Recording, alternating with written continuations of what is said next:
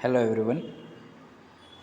Today we are going to start our new topic of mechanical engineering material, that is microstructure. So microstructure क्या होता है और इसके हम कैसे किस इंस्ट्रूमेंट को यूज़ करके हम माइक्रोस्ट्रक्चर्स कोई भी एक मटेरियल का हम बता सकते हैं। तो वो सब चीज़ें आज हम स्टडी करेंगे। यहाँ पे दिया हुआ है, it is the structure of metal और अलॉय ऑब्जर्व अंडर ईचिंग और polishing under A high degree of magnification. यानी कि जो भी कोई भी एक मेटल है या कोई भी एक अलॉय है, तो उसका हमको अगर माइक्रो स्ट्रक्चर, अगर हमको स्ट्रक्चर बताना है या फिर उसके प्रॉपर्टीज़ हमको बताने हैं, तो उस चीज़ को हम कैसे बताएंगे। पहले तो हम ईचिंग प्रोसेस में उसे डाल देंगे। ईचिंग प्रोसेस क्या होता है ये मैं आगे बताता हूँ। उसे ईचिंग प्रोसेस में डालने के बाद फिर हम उसमें मैग्नीफाई करके कोई एक इंस्ट्रूमेंट है जिसे हम कहते हैं माइक्रोस्कोप। उस माइक्रोस्कोप में से की मदद से हम उसे मैग्नीफिकेशन करके हम उसके माइक्रोस्ट्रक्चर्स हम बता सकते हैं। कोई भी एक मेटल का हम माइक्रोस्ट्रक्चर्स बता सकते हैं। So magnification is about 25 times and maximum 2000 times. तो जो मैग्नीफिकेशन हो सकती है वो कितने से कितना 25 टाइम्स टू द 2000 टाइम्स, मतलब इतना ज़्यादा मैग्नीफिकेशन हम कर सकते हैं। तो इतना मैग्नीफिकेशन काफ़ी है किसी भी मटेरियल का प्रॉपर्टीज़ बताने में। So the arrangement of phases and defects within the metal is known as the microstructures. जो माइक्रोस्ट्रक्चर्स होते हैं उसके जो फेसेस और डिफेक्ट रहते हैं, जो हम माइक्रोस्ट्रक्चर्स किसे कहते हैं, जिसके बारे में हम जो भी एक मटेरियल है उसके बारे में हम कुछ स्टडी कर रहे हैं, कुछ पता कर रहे हैं कि उसके माइक्रो जो स्ट्रक्चर्स हैं, छोटे छोटे जो स्मॉल स्ट्रक्चर्स हैं, वो उसके फेसेस, उसके डिफेक्ट्स क्या क्या हैं, वो हम उसमें स्टडी करते हैं। In simple words, microstructures is what we see under metallurgical microscope और nano scale.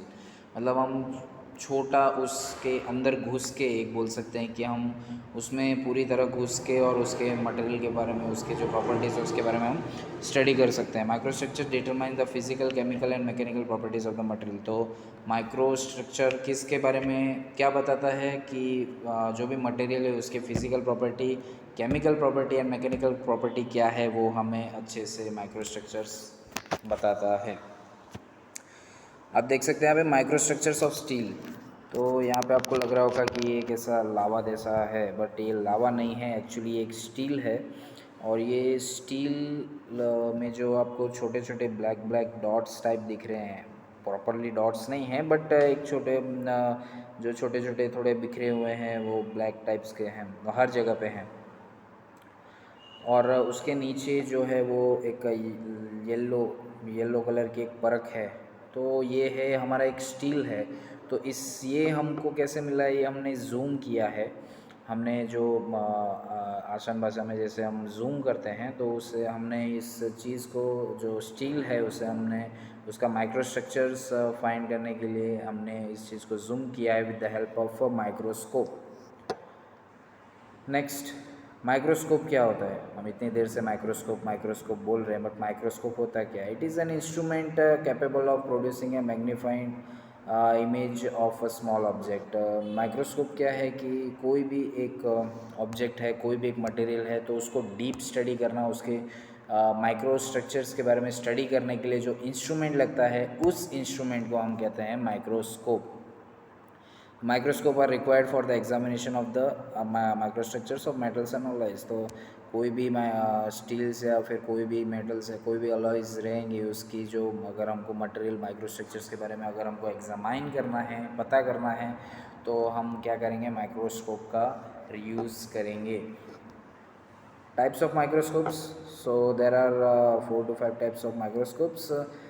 First is optical microscope, electron microscope, scanning probe microscope, X-ray microscope, ultrasonic microscope. So तरह तरह के माइक्रोस्कोप्स हैं यहाँ पे।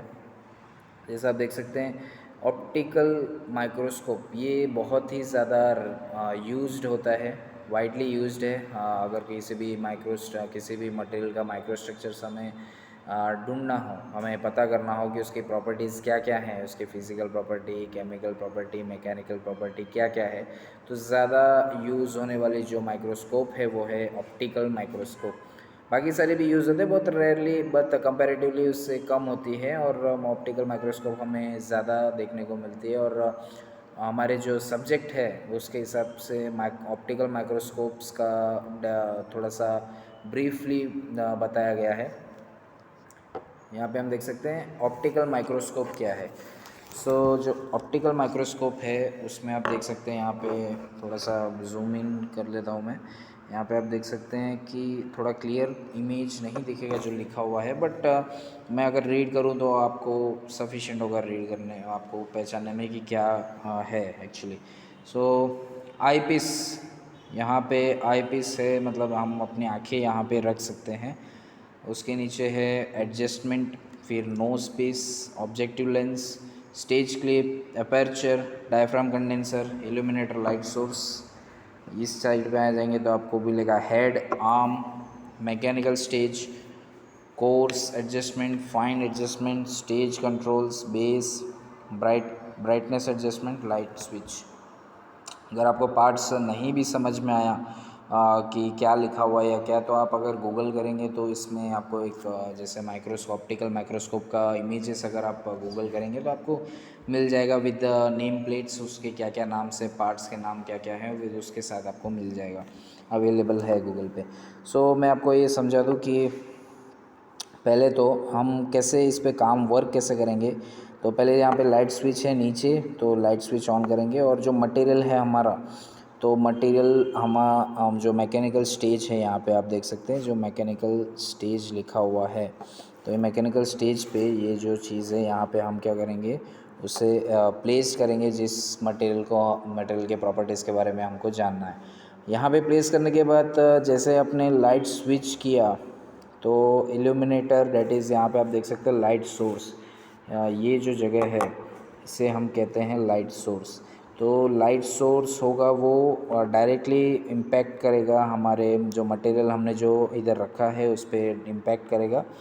और फिर हम जब अपनी आंखें हम आई पीस पे रखेंगे, तब जो ऑब्जेक्टिव लेंस है, ऑब्जेक्टिव लेंस मतलब आप देख सकते हैं ये ठीक जहाँ पे हमने ऑब्जेक्ट रखा उसके ठीक ऊपर, ये जो जो मैं जूम इन करके बता रहा हूँ वो हमारा ऑब्जेक्टिव लेंस है। ऑब्जेक्टिव लेंस जो है वो क्या करेगा, जैसे ही लाइट उस मटेरियल पे पड़ेगा तो हम वो ऑब्जेक्टिव लेंस को क्या कर सकते हैं, एडजस्ट कर सकते हैं हमको जैसा जिस 25 टाइम्स या फिर 2000 टाइम्स या फिर 100 टाइम्स है, जितना मैग्नीफाई करना है, जितना उसमें जितना टाइम्स मैग्नीफाई करना है एज़ पर द रिक्वायरमेंट, हम उतना टाइम मैग्नीफाई करके उस पिक्चर को, उसके जो एक पिक्चर है, जो मटेरियल उसकी जो प्रॉपर्टी, जो माइक्रो स्ट्रक्चर है उसका हम एक पिक, ऑब्जेक्टिव लेंस क्या करेगा, उसके एक पिक्चर निकाल लेगा, और हम फिर उस पर स्टडी करके हम बता सकते हैं कि उसका स्ट्रक्चर जो है, दैट इज़ फॉर एग्जांपल उसके फिज़िकल प्रॉपर्टीज़, उसके मैकेनिकल प्रॉपर्टीज़, उसकी केमिकल प्रॉपर्टीज़ क्या क्या हो सकती हैं। बहुत ही सिंपल जो है ये इंस्ट्रूमेंट है यूज़ करने में, और बहुत ही ईजी है। Sample preparation consist of a series of operation, namely sectioning, mounting mounting, grinding, polishing and etching. तो सैम्पल प्रिपरेशन मतलब हम जो मटेरियल रखे हैं, जिस मटेरियल के बारे में, जिस मटेरियल जो हम बोल रहे हैं कि मटेरियल हमें रखना होगा, जिस मटेरियल के बारे में हम स्टडी करने वाले हैं, माइक्रो स्ट्रक्चर्स के, उसके जो माइक्रो स्ट्रक्चर्स है उसके बारे में स्टडी करने वाले, तो मटेरियल कैसे प्रिपेयर करेंगे। पहले हमें उसे क्या करना होगा, सेक्शनिंग करना होगा, या छोटे छोटे टुकड़े में उसे रखना होगा। माउंटिंग करना होगा, किसी एक चीज़ पे ऐसे माउंट करना होगा ताकि वो अच्छे से प्रॉपरली, एक बोल सकते हैं एक स्टेबल, मतलब हम उसको बैठा सकते हैं। नेक्स्ट है हमारा ग्राइंडिंग, मतलब उस जो मटेरियल है उसे हमें ग्राइंडिंग करना होगा, फिनिशिंग करना होगा ताकि उसके जो एजेस है वो एकदम सॉफ्ट हो जाए। पॉलिशिंग, एजेस सॉफ्ट होने के बाद भी उस पर कुछ स्क्रैचेस रहते हैं जो ग्राइंडिंग के थ्रू हो जाते हैं, तो पॉलिशिंग की मदद से वो जो स्क्रैचेस है वो भी हमें नहीं देखने को मिलते। हम अगर उस पर पॉलिशिंग कर देंगे तो वो एकदम स्मूथ हो जाएगा, एकदम सॉफ्ट हो जाएगा, और एकदम मिरर जैसे रिफ्लेक्ट करता है वैसा रिफ्लेक्ट करेगा। ईचिंग, मैंने आपको ईचिंग प्रोसेस के बारे में इंट्रोड्यूस नहीं किया। ईचिंग प्रोसेस एक ऐसा प्रोसेस है, एक बोल सकते हैं ईचिंग, आगे हम पढ़ेंगे कि ईचिंग क्या होता है। So etching is defined as the process of reveal microstructures detailed by selected attack of metal specimen with an etching reagent. मतलब ईचिंग इन शॉर्ट में आपको बता दूँ, एक लिक्विड फॉर्म में एक रहता है, केमिकल जैसा रहता है, जैसे आप बोल सकते हैं केमिकल रहता है, वैसा एक केमिकल है ईचिंग, ईचेंट, उसको ईचेंट बोलते हैं। सो ईचेंट जो होता है तो उसे हम जब उस मटेरियल पे डालेंगे, उस मटेरियल पे पुट करेंगे और उस पे और फिर क्या करेंगे, और उस पे फिर पॉलिशिंग कर देंगे। उस ईचिंग को क्या करेंगे, उस मटेरियल पे, जिस मटेरियल का हमको माइक्रो स्ट्रक्चर्स फाइंड करना है, तो फाइंड करने से पहले हम क्या करेंगे, ईचिंग प्रोसेस में डालते हैं। ईचिंग प्रोसेस में क्या होता है, जो ईचेंट लिक्विड जो केमिकल रहता है उसे हम मटेरियल पे पुट करके 2 to 3 ड्रॉप्स, ज़्यादा नहीं, और उस पर पुट करके फिर उस पर पॉलिशिंग कर देते हैं। तो पॉलिशिंग करने के बाद वो बहुत ही ये हो जाता है, बहुत ही एफिशिएंट हो जाता है, और जो उसके माइक्रो स्ट्रक्चर्स है वो हमें बहुत ही अच्छे तरीके से देखने को मिलते हैं। Before sorry itching reagent are usually dilute acid or dilute alkalines in the water or some other solvent। तो कैसे रहते हैं, डाइल्यूट एसिड रहते हैं या फिर डाइल्यूट अल्कलीज रहते हैं, पानी में या तो कोई और सॉल्वेंट में। The most common type of itching is chemical itching. सबसे ज़्यादा यूज़ होने वाला कौन सा है, केमिकल ईचिंग है। Before itching the surface of polish specimen must be clean. तो ईचिंग करने से पहले हमें क्या करना होगा, जो सरफेस है, कोई भी जो एक मटेरियल है उसका जो सरफेस है उसे हम पॉलिश करना होगा। Example, nital, mixture of nitric acid and alcohol generally used for iron and steel. Iron और स्टील के लिए कि कौन सा आयरन और स्टील मटेरियल है, तो उसके लिए हम कौन सा ईचेंट यूज़ करेंगे, डेट इज़ निताल। वो निताल किसका मिक्सचर है, nitric acid and alcohol, nitric acid और अल्कोहल का मिक्सचर है, generally use for iron steels. Next हमारा टाइप्स ऑफ ईचेंट, कौन कौन से टाइप्स ऑफ ईचेंट होते हैं, that is iron and steel. Iron और स्टील के लिए कलर अलग ईचेंट होगा, कॉपर एंड ब्रास के लिए अलग होगा, एल्यूमिनियम एंड अलॉयज़ के लिए अलग होगा, और स्टेनलेस स्टील के लिए अलग होगा। तो सबके लिए अलग अलग ईचेंट्स है। जो जिस मटेरियल का हमको यूज़ जो माइक्रो स्ट्रक्चर्स फाइंड करना है उस हिसाब से हम ईचेंट यूज़ करेंगे। थोड़ा सा हम इसको ब्रीफली पढ़ेंगे कि कौन कौन से ईचेंट्स यूज़ होते हैं पर्टिकुलरली।